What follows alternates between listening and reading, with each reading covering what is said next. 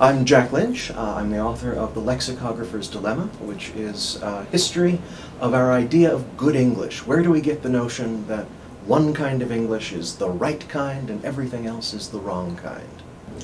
The Lexicographer's Dilemma is the same dilemma that confronts grammarians and everyone else who deals with the language, which starts from the fact that the English language is a mess. It's filled with illogicalities, it's filled with all sorts of redundancies and gaps and all sorts of things that no intelligent designer would ever have put into the language.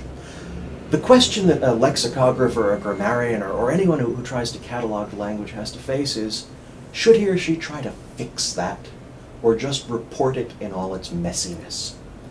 And you find that almost everyone who's been charged with fixing the language, with describing the language, with cataloging the language, feels a tug. Part of them wants to clean up everything that's messy and irrational, all of the weird spellings we have, all of the words that shouldn't be words, people say irregardless and this sort of thing. On the other hand, they feel a tug saying that they don't get to decide this. They have to describe the way the language is used by real people in the real world. So that's the great dilemma that everyone faces, and the book is really about the tension between the urge to prescribe and the urge to describe the English language.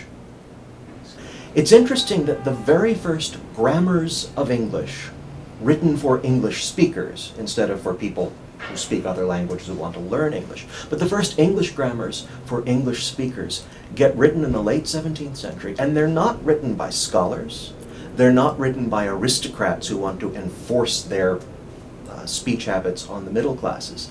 It's by the people in the middle classes who want to sound like their social betters. That's where we get the origin of all of these guidebooks for how to speak properly. It's for middle-class people who want to sound like the rank above them. Everyone who knows anything about Samuel Johnson knows he wrote the first English dictionary. And the one teensy-weensy little problem with that is the 660-some English dictionaries that came out before. Even if we limit it just to things that we would now call major English dictionaries, Johnson wrote not the first, but the 21st English dictionary. But in the early 18th century, in the decades leading up to Johnson, there were plenty of dictionaries out there, but no one felt that there was a standard dictionary.